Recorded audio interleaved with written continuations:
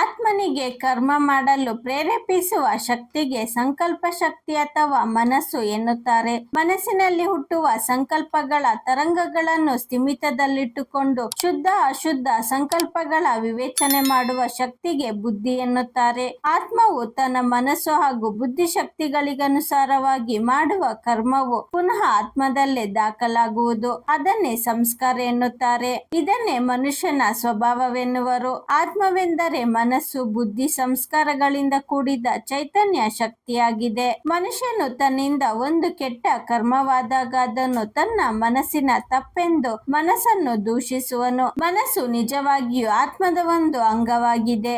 ಎಲ್ಲ ಕರ್ಮಗಳಿಗೂ ಆತ್ಮವೇ ಕಾರಣವಾಗಿರುವುದು. ಮನಸ್ಸನ್ನಾಗಲಿ ಬುದ್ಧಿಯನ್ನಾಗಲಿ ಅಥವಾ ಸಂಸ್ಕಾರವನ್ನಾಗಲಿ ದೂಷಿಸುವುದು ಎಂದರೆ ತನ್ನ ತಪ್ಪನ್ನು ಬೇರೆಯವರ ಮೇಲೆ ಹೊರಿಸಿದಂತೆ. ಸ್ವಯಂ ಆತ್ಮವೇ ತನಗೆ ತಾನೇ ಮಿತ್ರನು ಹೌದು, ತನಗೆ ತಾನೇ ಶತ್ರುವು ಹೌದು. ಆತ್ಮವೆಂದರೆ ಮನಸ್ಸು ಬುದ್ಧಿ ಸಂಸ್ಕಾರಗಳಿಂದ ರೂಪಿತವಾಗಿರುವ ಶಕ್ತಿ ಎಂದು ತಿಳಿದಂತಾಯಿತು. ಆದರೂ ಕೆಲವರಿಗೆ ಆತ್ಮವು ಮುಕ್ತಿ ಹೊಂದಿದ ಮೇಲೆ ಅದರಲ್ಲಿ ಮನಸ್ಸು ಬುದ್ಧಿ ಸಂಸ್ಕಾರಗಳು ಇರುತ್ತವೆಯೋ ಎಂಬ ಪ್ರಶ್ನೆಯು ಉದ್ಭವಿಸಬಹುದು.